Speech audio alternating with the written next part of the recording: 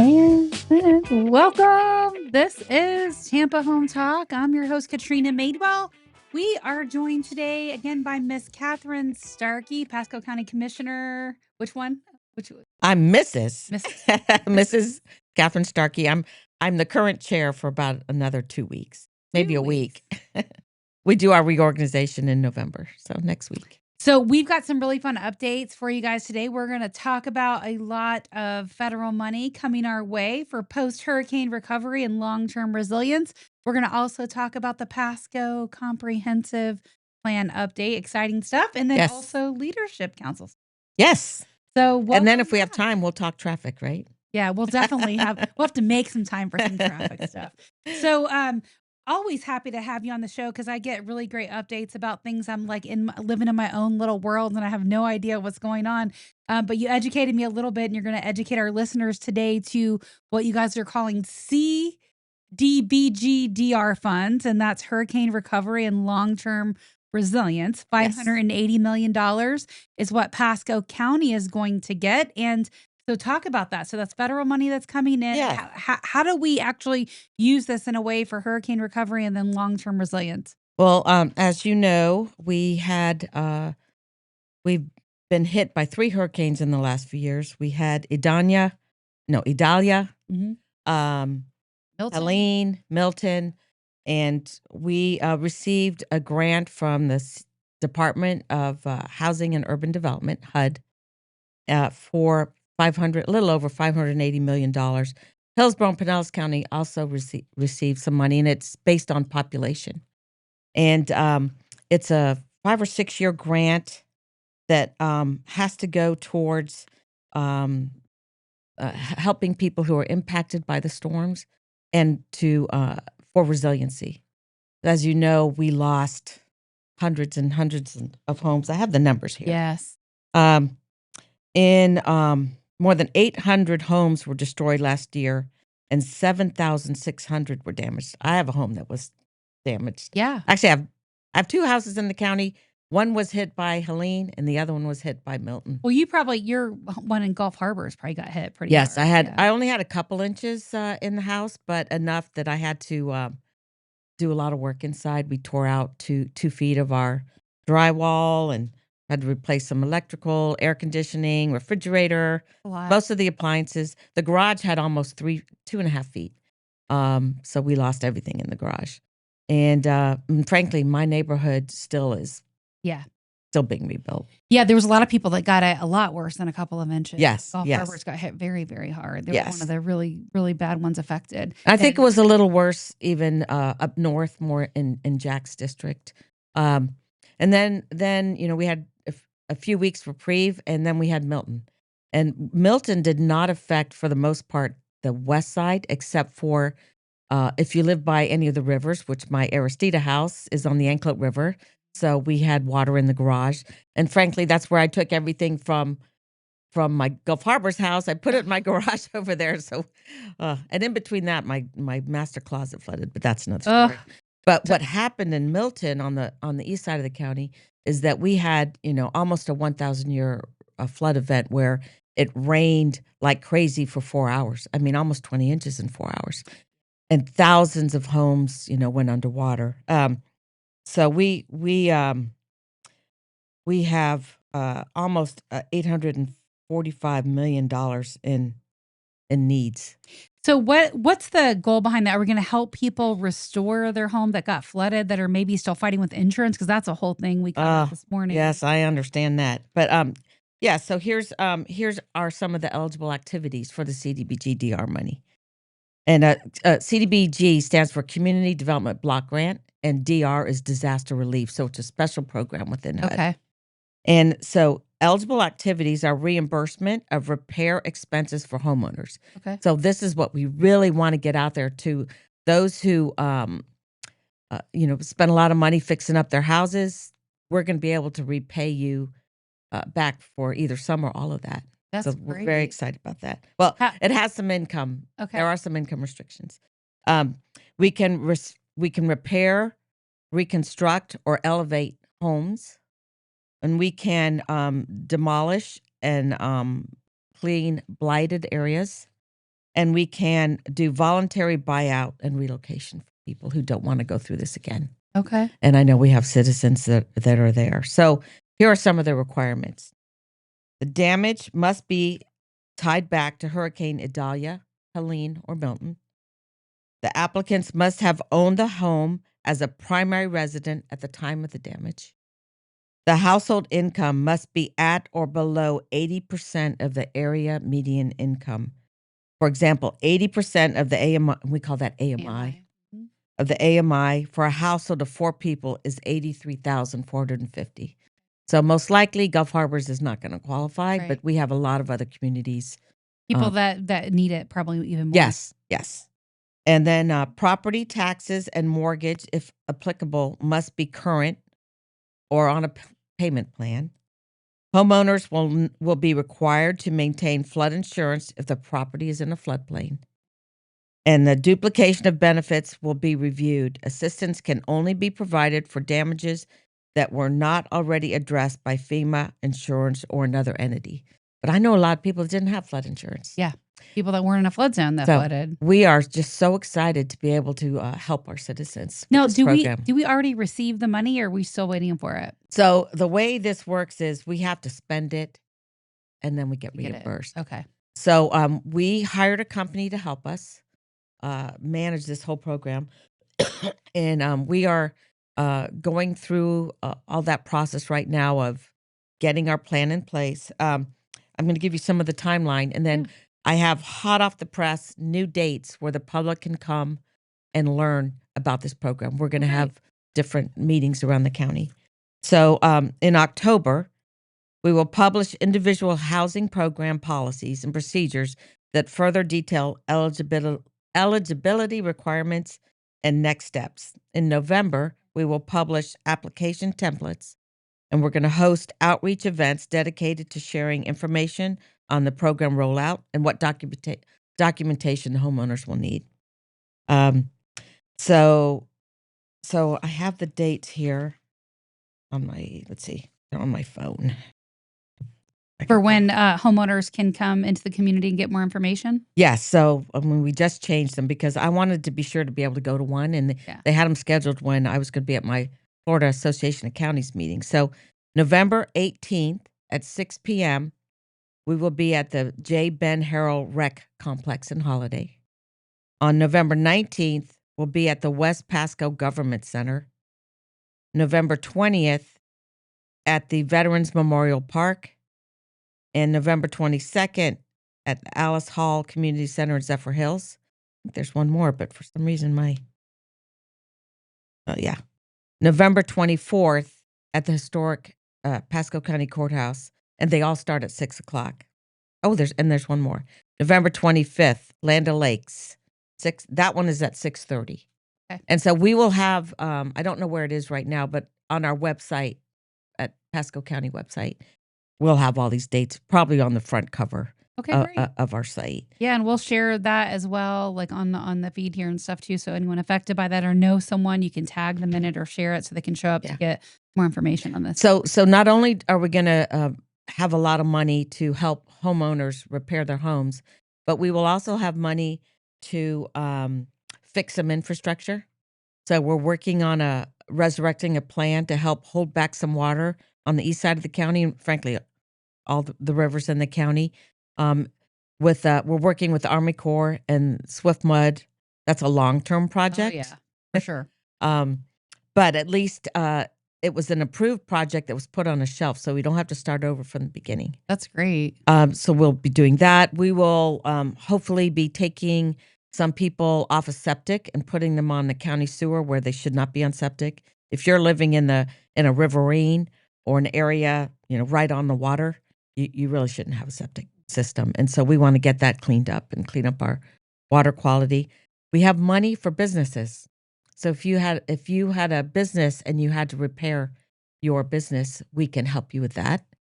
And one of the programs that I'm hoping we can do, because we haven't finalized our list yet, but a lot of signs were damaged on 19 and on the west side from Hurricane Helene. And we want to stand up a program to help those businesses get new signs. That's great. I Yeah. love that. You still can see remnants of that when you're driving F-19. See Oh, a lot yes. of Oh, signs yes. that have not been replaced. Yeah. And I think we can also help companies that can show that they lost some revenue during the hurricane and during the recovery time. So we can help them with that. Well, there's a lot of meetings you guys have scheduled, so definitely show up to those, get involved, ask questions, see if it's something where you can get some assistance. Yes. Because I'm glad that we have the opportunity here in the county. Absolutely. It's we want to spend every penny, every single penny. Is there a deadline that we have to spend the money, and a deadline Yes, people have to apply? I don't know what the deadline for applications is. I don't know what that deadline is yet, but we have 6 years to spend the money. Okay. And I've seen where other counties had to give some money back from Hurricane Ian when they didn't do things right and in certain timelines. And so we're learning from the mistakes of other counties, and we have a great company hired. I don't remember their name right now, and really good people in place. Good. So. Good. I'm glad to see our county get some help in this, especially with some of the infrastructure stuff. There was areas in the east I think a lot of people didn't think would flood, and they did. So yes, and I think we are going to work on buying out some mobile home parks that shouldn't be where they are. Mm-hmm. And we have some travel parks that aren't supposed to be full-time residency parks. Mm-hmm. So I know the staff is working on some plans for those. Good. Well, let's talk about the Pasco County Comprehensive Plan update. There's a lot of stuff going on with regards to infrastructure and like roads that are changing. A lot of the 5441 is the big one everyone's been talking about in the county. Yes. So dive in wherever you want on that one. Well, we are, at least a decade late on doing this comprehensive plan update. And for those who don't know what a comprehensive plan is, that's like the Bible that the county planners and we public officials have to go by when we approve anything that has to do with growth.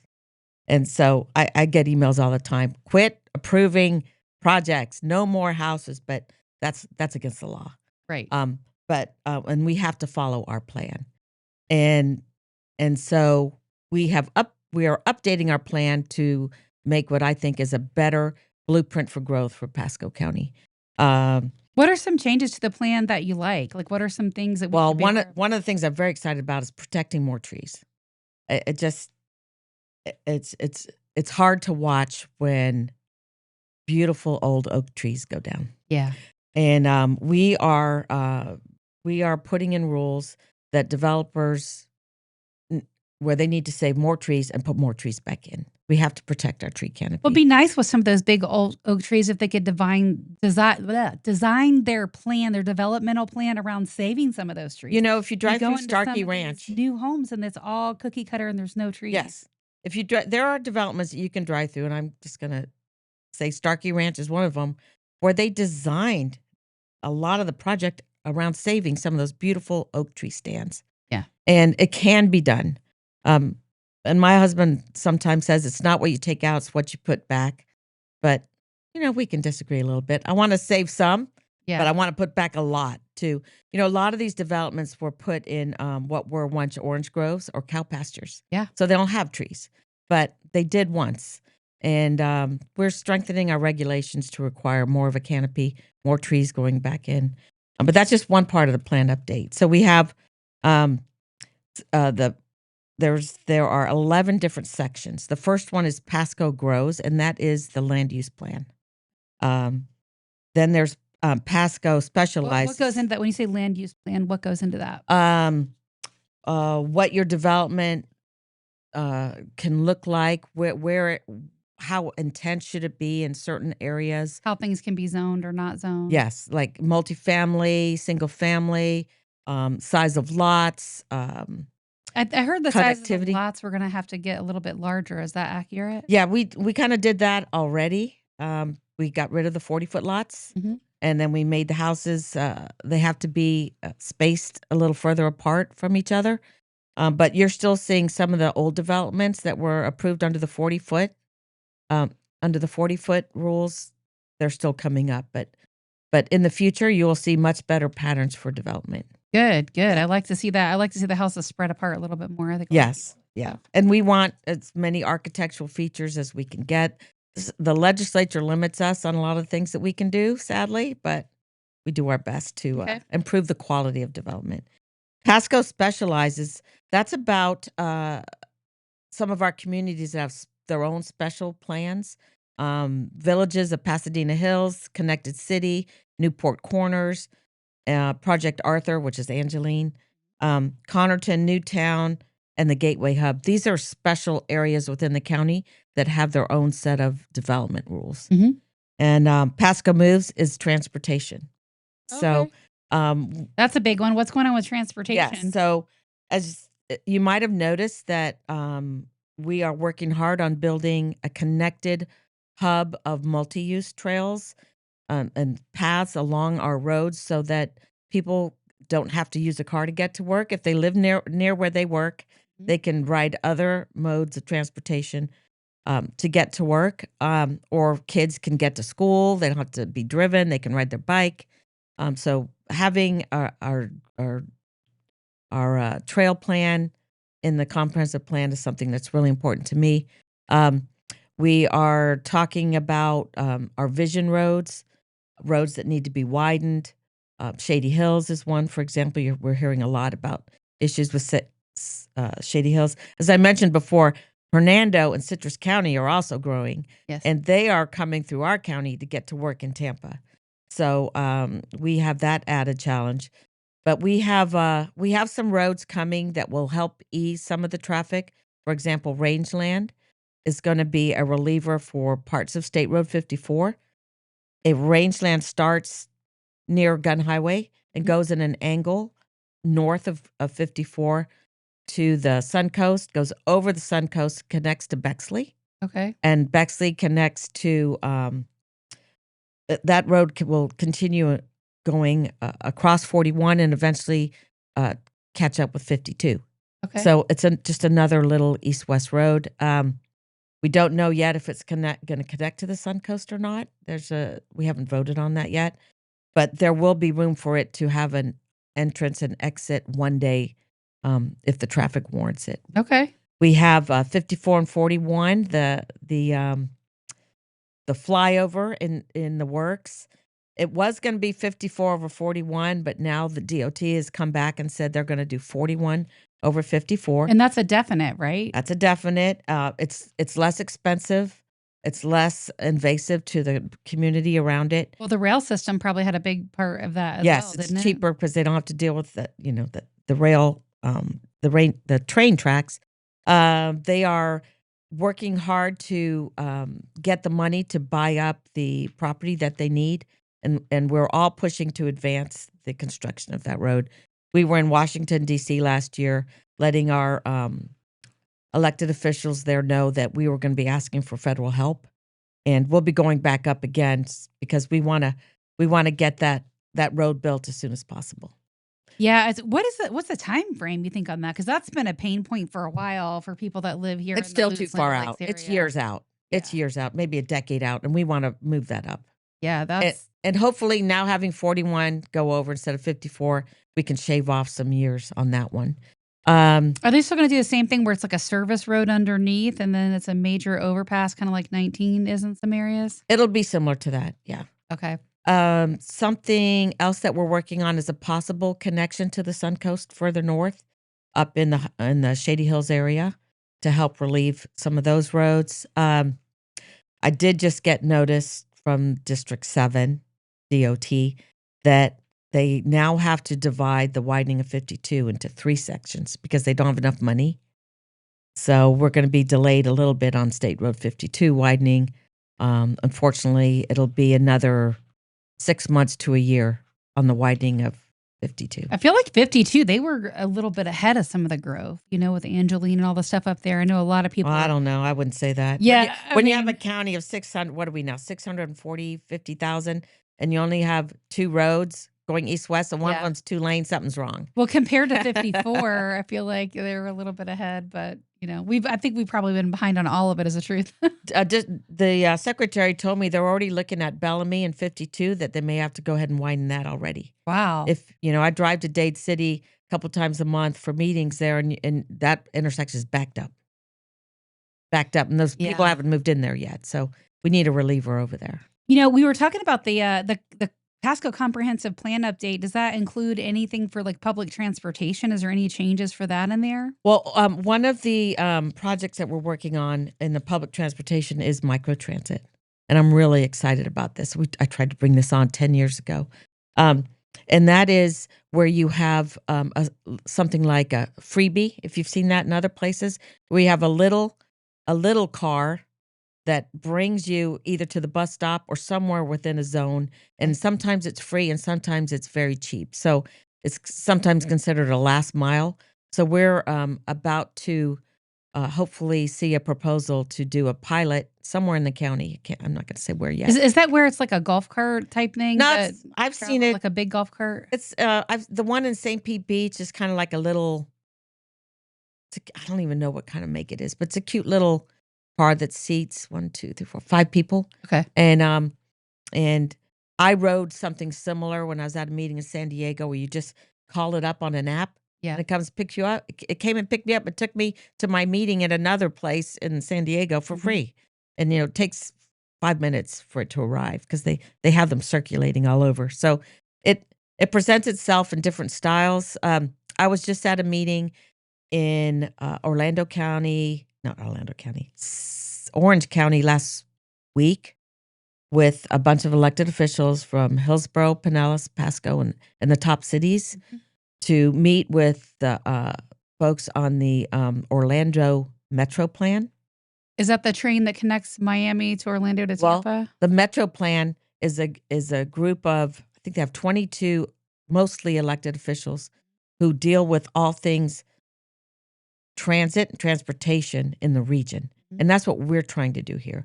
We are trying to see if we can get an agreement between Pasco, Hillsborough, Pinellas, the city of Tampa, St. Pete, and Clearwater to do a merged MPO. That's our Metropolitan Planning Organization. That's where we all get our federal money for transportation, and do a better job of having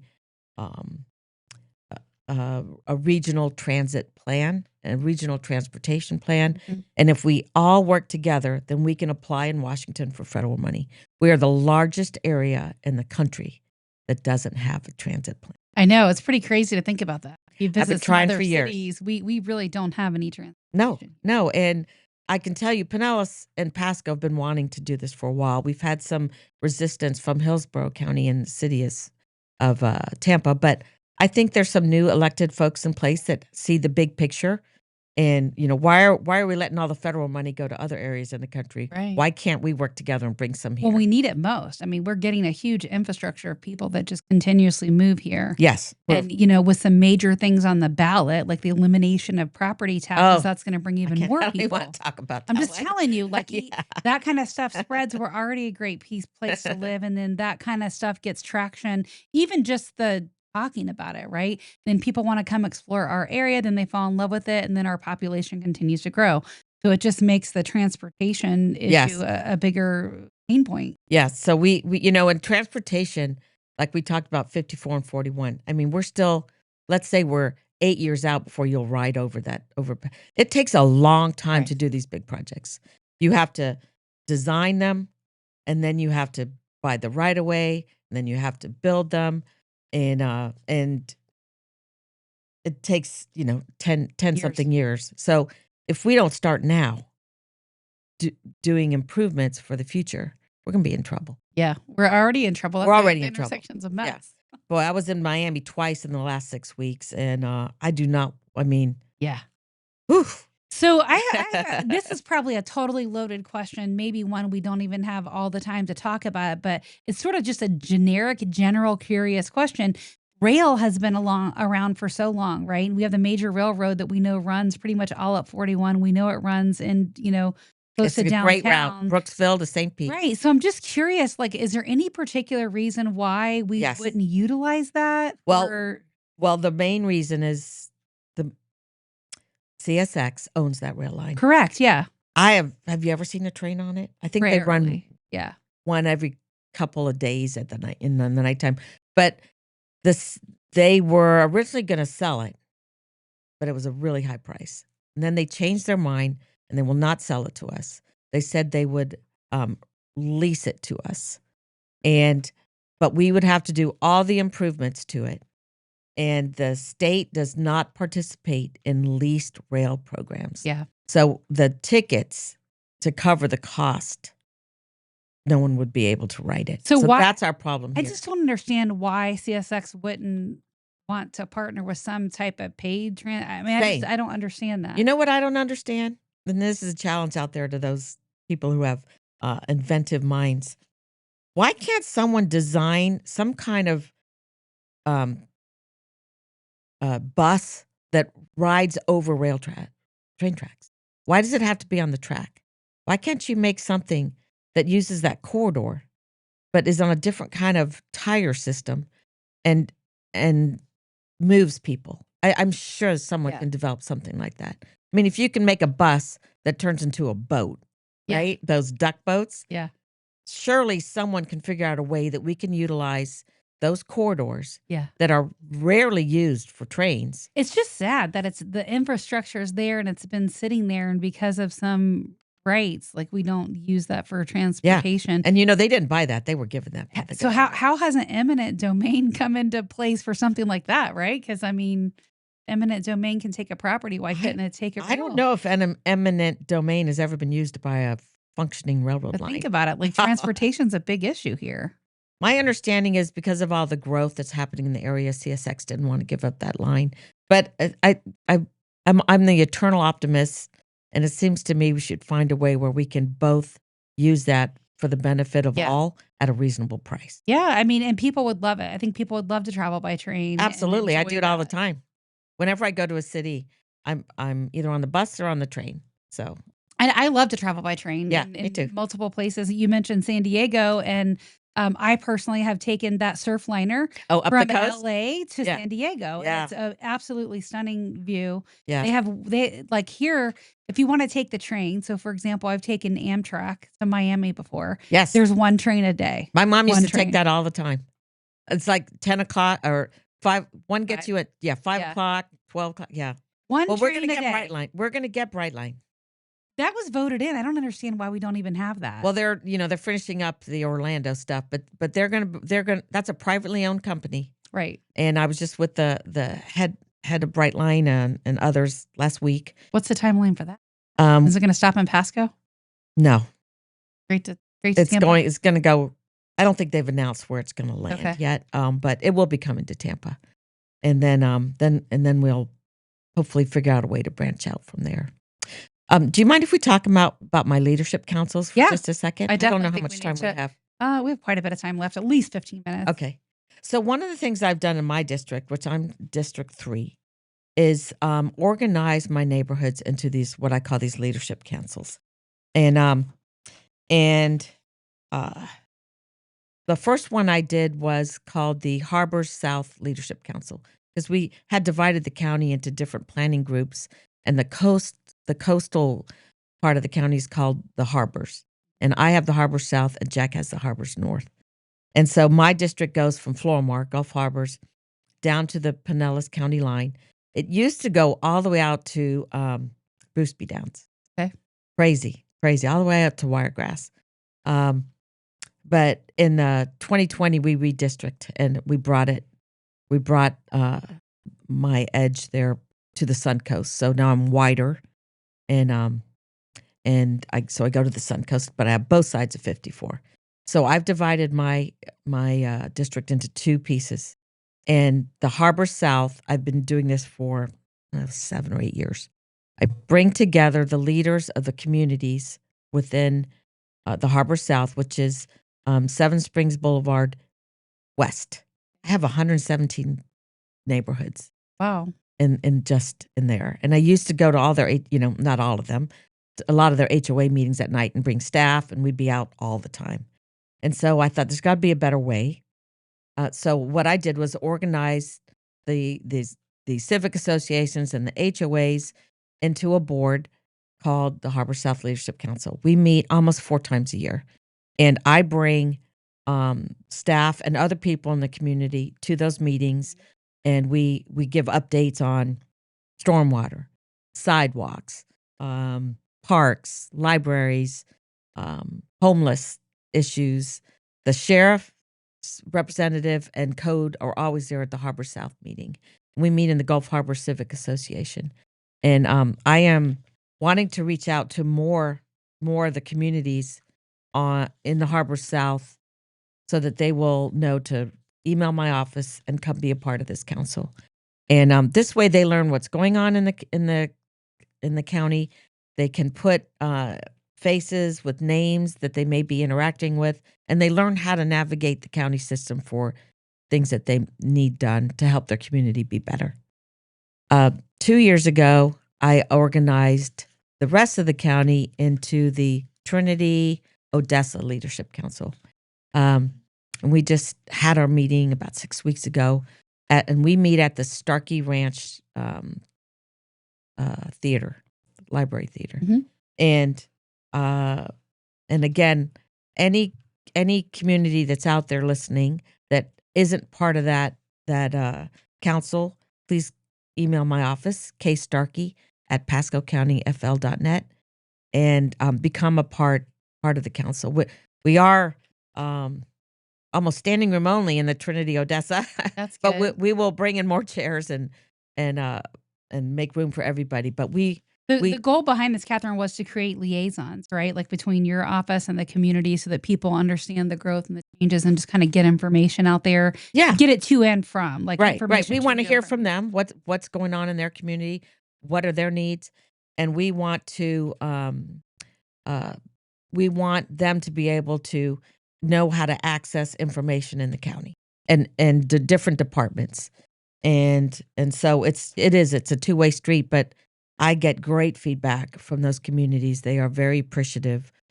Which ones are missing? Like, which ones do you need the most help and interaction in? Do you see that? Okay, so we have quite a list quite here. a few, yeah. So on the east side, so that is Ashley Lakes, Bryant Square, Ellington Estates North, Foxwood, Gulfview Villas, Grayhawk, Ivy Lake Estates, Keystone Park Colony, Lake Ann Estates, Lake Geneva, Little Creek, Mineola Acres, Odessa Gardens, Parker Point, Ridgeland, River Crossing, Seven Springs Golf and Country Club, Seven Springs Villa Condo, Southern Oaks, Swan View Townhomes, the villages of Fox Hollow, Timber Greens, Trinity Oaks South, Trinity West, Villa del Rio, and Wind Lake condominiums. So all those communities, you're looking to have someone sort of represent that community between the challenges those neighborhoods are having. Yep. To bring to the commissioners, and then also get updates on things that the commissioners are bringing down the pipe. Yep. And then on the west side, Aloha Gardens, Amblewood of Gulf Trace, Anklet River Acres, Anklet River Highlands, Beacon Lakes Condominium, Buena Vista Melody Manor, Darlington Heights, Dixie Green Estates, Forest Hills East, Glenwood of Gulf Trace, Gulfview Heights, Hills of San Jose, Holiday Gardens, Holiday Lake Estates, Holiday Lake Villas Condo, Holiday Lakes West, Holiday Oaks Condominium, Lake Conley, Magnolia Estates, Meadowwood, Nature's Hideaway, Oak Hill, Oak Ridge, Orangewood Village, Palm Lake Terrace, Pinewood Villas, Reserve at Oak Ridge, Ritchie Heights, Ridgewood Gardens, River Bluff, Riverside Estates, Riverside Heights, Shadow Oaks, Siesta Terrace, Stony Point, Sunshine Park, Tahitian Gardens, The Plantation, Venice Estates, West Shore Estates, Westwood, and Woodgate. These are all ones you're looking to fill and get leadership people in. Okay. That's a lot of neighborhoods, right? Yes. But, it's hard for us to figure out who sits on their HOA, right, or civic association. Like Gulf Harbors, we don't have an HOA. Right. Now, you didn't always have these leadership councils. This is something something I started. That you've done since you've been a commissioner. Yes. And what were some of the benefits you saw by doing this and sort of getting the people connected to government, right, is a better way to say it? Well, the issues are different in Trinity Odessa than they are on the west side, but certainly the interaction with the sheriff and code enforcement in the Holiday area, and bringing attention to areas that needed maybe some more attention from the sheriff, maybe some drug houses or homeless people, and blight. That's been a big issue in some of those neighborhoods. We get a lot of speeding within the neighborhoods issues. So code enforcement and the sheriff are always a big topic. But they want to know. They also want to know what's going on in their parks. The Anklet Park, we're remodeling that. We're going to have more boat ramps. Let's see, what's some other issues? What about the Yeah. homelessness? Like, have you seen that rise a lot with the economic conditions getting worse for everyone? For us, in my district, it's really actually kind of improved. Okay. And we've done a few things to help the situation. One is we opened up our first homeless shelter, low barrier homeless shelter. It's in my district on Grand Boulevard, and we had to accelerate it because of the hurricane. We had a lot of seniors, a lot of people who became homeless overnight, and so rather than pulling people out of the woods, we put those who lost their homes and trailers in the storm into those shelters there. We have 50 of what are called pallet homes, air conditioning and heaters and a bedroom, a desk, very basic. And the state gave us a bunch of trailers. So we have, I don't know, 100, 110 capacity there on Grand Boulevard. Most of those hurricane victims have moved on. I think we have 2 or 3, and now we're bringing in the homeless there, and we're giving them wraparound services so that they can. We help them get a job, help them get stable, and get back into society. Good. So I'm really proud of that. We've had a lot of counties come look at our program. It's called Pasco Hope. We also have under construction on that in that area a 60% AMI low income housing, workforce housing project by a company called Dominium, and it's right next to Anclote High School. And then behind Publix at Southgate, we have the same company, Dominium, building almost 300 units for low-income seniors. And then the old hotel there, the Tahitian Inn, is also becoming a low-income housing complex.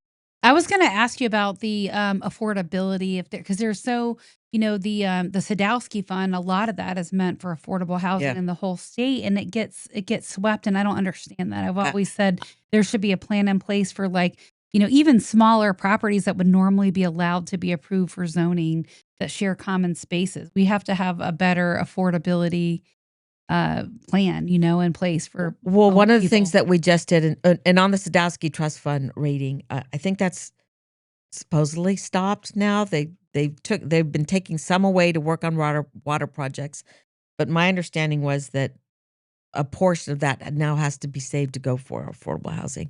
It's a shame that money wasn't coming down. Well, all of it. Many years we've got zero. Yeah. Zero. They rated it in Tallahassee that was. Which honestly shouldn't be allowed. I mean, there's so much money that goes out of every transaction for that. You and I can agree on that one. And it's hard to get accountability on that too. We've tried to cover that topic on Tampa Home Talk and can't even get a call back. Yeah, so no one. They would have to raise taxes up there to cover some deficits, and so they chose to use that money. So. But one of the other things we did in the county was we just passed an ordinance called the ADU ordinance, and the ADU is an assisted accessory dwelling unit. And so you can, depending on the size of your lot, you can build a home up to 1,200 square feet. That's great. To that you can have family members live in, or so they can't say no. Like what changed in the law and ordinance for that? Well, I've been wanting to pass an ADU ordinance for a long time. We did it in our development called Longleaf. We have granny flats above the garages, so people who wanted to build one, they could do that. And I actually voted against the ordinance because I thought 1,200 square feet was too big. Most ADUs are 800 to 900 square feet, and I didn't want to see neighborhoods go downhill because they had a huge house behind a house, and where are they going to park? The traffic, maybe that neighborhood wasn't meant for that much traffic. Because a 1,200 square foot house, you could have 3-4 bedrooms, right? And then where do all those people park? So I didn't think that was a good idea, but. It was a 4-1 vote. So what can I think 1,200 will be the rare exception. Most ADUs, I hope so. Most ADUs we see are right around that 800. Yeah, a 2-bedroom. Yeah, 2-bedroom with a kitchen and a little living room. Yeah, so mother-in-law suite. What's the minimum type of lot size? Do you know what the minimum is for those? I don't think we had a minimum lot size, but we have where you have to abide by your setbacks. Right. So, but you can find all that information out on our county website. I love that they're getting that's. We're going to see more multi-generational housing. We just are. Yes. which is exactly what you're talking about in the ADU space because, you know, everything is more expensive. You know, people keep saying, oh, I'm waiting for the rates to drop or I'm waiting for the prices to drop. They're not going to.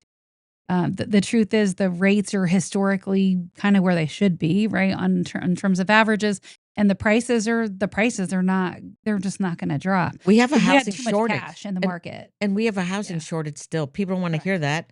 You know, but there are not enough homes for the population of the United States. No, and there's It's in not the enough millions. and there's short. not enough homes even for affordable housing. That's a big thing Yes. too. And so we're going to see just more of the multi-generational housing where kids stay longer or come back, parents end up moving in with their children. You know, you may see multiple generations. And we've seen stuff like this in Europe for years where they pass Yes. the house on from one generation to the next. Yep. And my mother came and lived with me until she passed away. And I was really glad that I was able to have her come stay with us because my kids didn't really know their grandmother.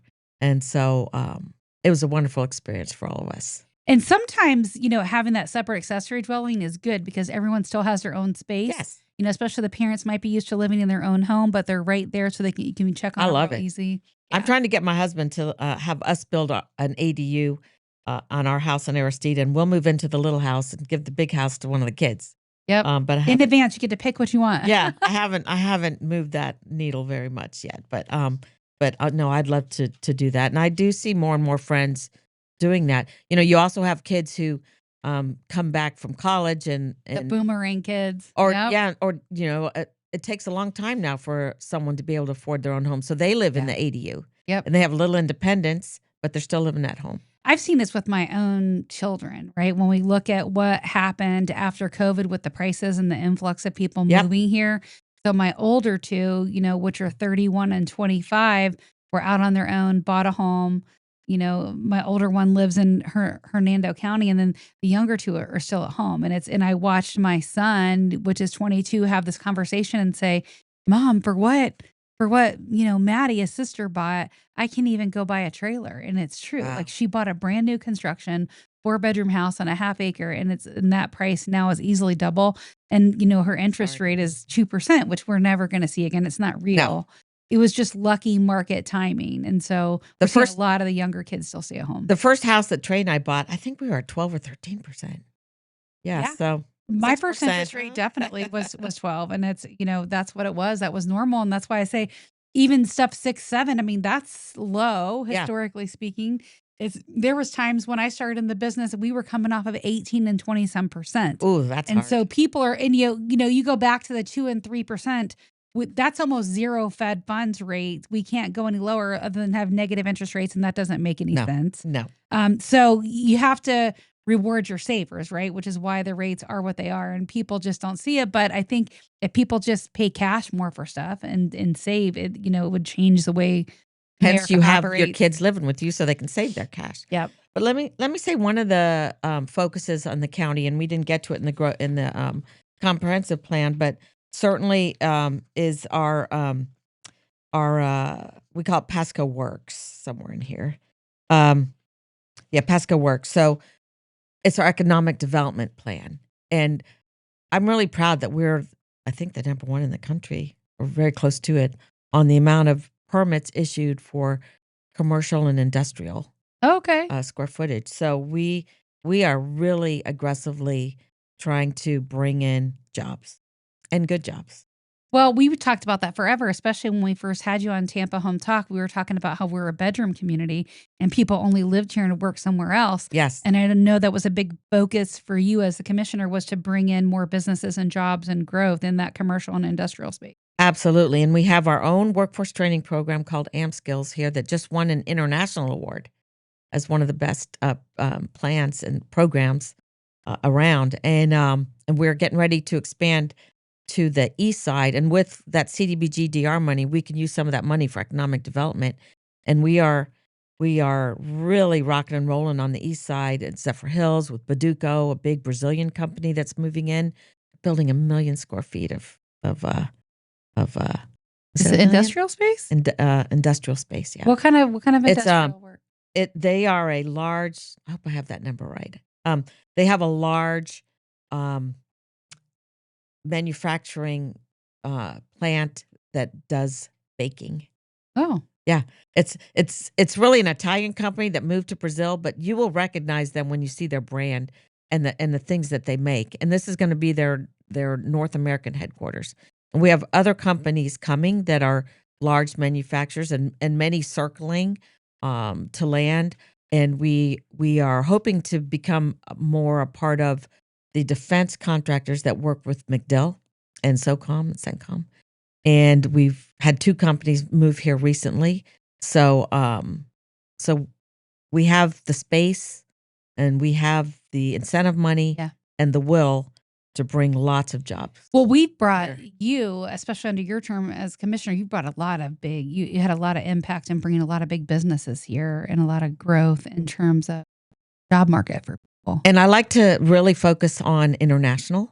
I chaired that task force for the National Association of Counties for 3 years. As a matter of fact, tomorrow I'm taking some international CEOs from Pasco County. One's from Hillsborough, but I'm working on him to bring a company here to Pasco. We go around the Tampa Bay area and we look at Tampa Bay assets. Mhm.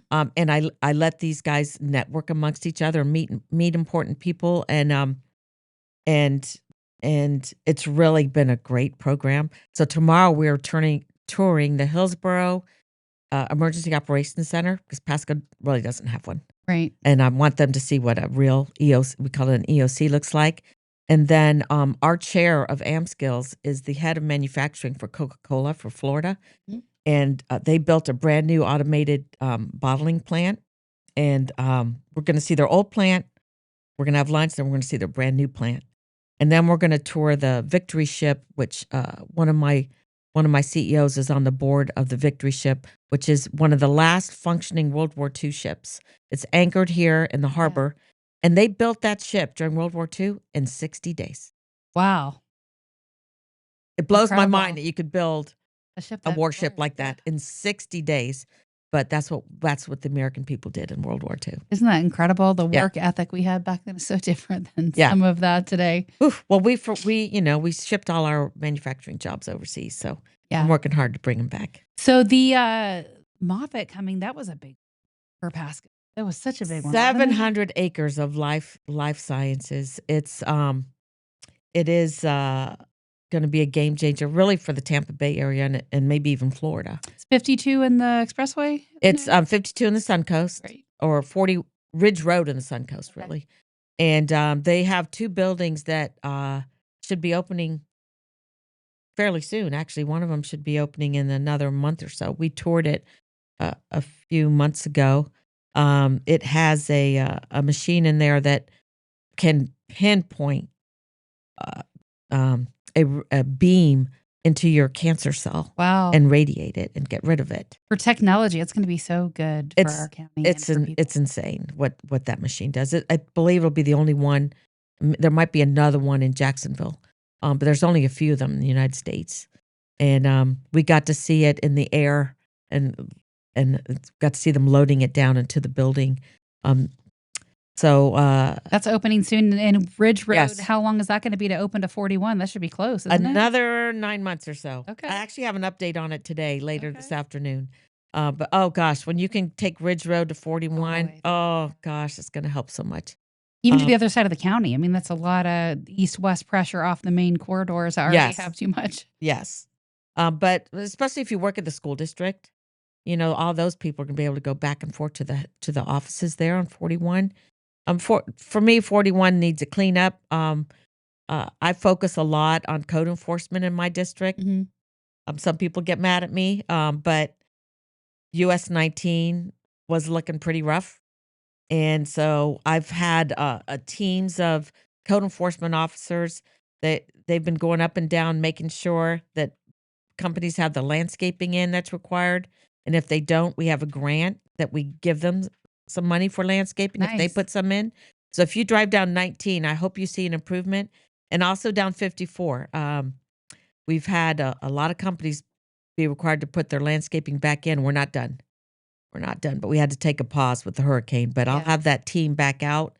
And you see a company that on 54 that doesn't have trees or shrubs anymore, call me. Or call code enforcement Yeah. and say you want them to go out there and tell them to put their trees back in. But I just gripes me that some of these companies. We actually had a company who put their landscaping as a brand new company. I won't say who it was. They put their landscaping in, they got their CO, and then they yanked out all their trees. Ugh, so painful. It is painful for me. It is so painful. Yeah. So one little final thing I want to touch on, then we'll wrap up here because we talked about it years ago and I hadn't asked you about it in a long time. I know it was originally going to be called the C2C Trail. Remember that connected the Pinellas Trail The to Coast the to other Coast side? Trail. Now it's Yes. the Coast to Coast Trail. Is that done? Where are we hung up on that? Because it's still in the works, right? It's done except for a few parts over on the other side of the state. Okay. But I will say that in Pasco County, we have to love that trail a little more. I am working with District 7 and the county to make our parts of that trail prettier. If you drive down 54 and you go and Starkey Boulevard and you look south, it's just overgrown with weeds where that trail exits onto 54. And so we're going to be coming in there and cleaning that up. Also working on an overpass to go over 54 with the Starkey Trail there. We also have, I'll veer off on that for 1 second. We're about to start construction on a bike ped overpass on the coast to coast at 52. Okay. Because, you go through the coast to coast goes up into Pasco through Starkey Wilderness Park and then up the Suncoast Trail to 50, and on up into Hernando. So we'll have a bike ped overpass at 52.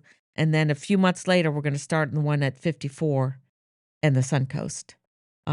That's that good. I mean, well, they're so busy, those roads. Yeah. I mean, they're major state roads. You want to keep your pedestrian, your bicyclist safe. So, but the newest trail that we have is called the Orange Belt Trail. And that's about to start under construction in Trinity. And that actually follows the old rail line, the same line that the Pinellas County Trail is on. Mm-hmm. And that'll come up Trinity Boulevard, and it will connect with the trail that's already built behind the Publix on Community Drive. It'll cross 54 at what's called a mid-block crossing and connect to the trail that's built in Starkey Ranch. It'll go up Rangeland, that road that I told you is going to be under construction in the next few years. Go over the Suncoast, connect to the trail that's already built in Bexley. It'll go on over cross 41, go up a bit of Aaron Cutoff. Then it'll go into Cypress Creek Preserve, come out on the old rail line behind the Central Pasco Employment Village. We got to get another name for that. And cross 52, go under the 75, go up through San Antonio and St. Leo, and eventually connect to the Hardy Trail, which will connect to the Withlacoochee State Trail. Wow. That's cool. A biggie. I love the connected trails. You've been talking about that forever. So yeah, I'm very, very excited about that. Well, and we have a really cool park also coming over there on the east side. We don't have a name for it yet, but I went and toured a town called Bentonville. You ever heard of Bentonville? In Northwest Arkansas? It's the home of Walmart. Oh, yeah, yes. We had a big... I was like, why does that sound familiar? Yeah. Now I know. And I don't... Well, it was suggested to me for a number of years to go check out what Bentonville was doing as far as economic development and trails. So some of us went up there, and we were just blown away. I'll never forget this. We sat and had a presentation by the city, the county, some of their foundations, their economic development, their tourism people. And it was just so incredible what they're doing in that area. And I said, my gosh, are we the first county to come and visit you like this? And they said, oh, no, you're the 25th this year. Wow. And that was in May. What are some things you're doing that are so impressive? They are building a connected trail system on-road and off-road that is incredible. They purposely brought in very high-quality chefs and started a company that started 6 restaurants that are great quality. So along the trails? Yeah. Oh, yeah. You can bike to all of them. They have museums. So, see, Bentonville has 3 Fortune 100 companies, but nobody from any Ivy League school would come work there. There's nothing to do. City wasn't much, it was strip malls and fast food. And so of course, you got the Walton heirs that can fund this. Right. But they purposely went about building a very cool town. And so one of the parks that we visited there, I rented a bike and rode all around it. It's called Kohler Preserve. It's about 150 acres of private land that's now publicly used for an amazing bike park. And I'm really excited that we are building a 200-acre bike park in the Villages of Pasadena Hills on our 300-acre super park. And it's going to have off-road trails and a paved trail. And the off-road trails will be black level, blue level, and green level. And if you're a skier or a mountain biker, you know what those are, because I'm a mountain biker and a skier. The blacks are the difficult ones. And we'll have ramps and jumps and all kinds of things happening over there. And there's quite a bit of elevation because we have a ravine and it's heavily wooded. So the trails will be through the woods, up and down the ravine. And we'll have a little restaurant nestled in the park that you can only get to by hiking, biking, pushing a stroller, rollerblading, running, or walking with your girlfriends to get to. That's so exciting. I can't wait to hear more. I remember hearing one of my friends talk about being on the trail, and there was a wild boar that was like on the trail. Oh, you want to stay away from those. Freaked her out. She was like, oh my God. I thought you were going to say a deer, but no, wild boar. Yeah, I've come across those in the woods, and tread carefully. I'm glad they at least have a place to be. So. Yeah. Well, thank you so much for the update on Pasco. Really cool, exciting, fun stuff coming to the county, and appreciate all you do for the residents and also to keep our county nice. Thank you. Thank you. So my guest today, Miss Kathryn Starkey, thank you very much for joining us again. I'm your host, Katrina Madewell, and you're listening to another edition of Tampa Home Talk. Love where you live, or we'll fix it. Come on. Oh, I love your tagline.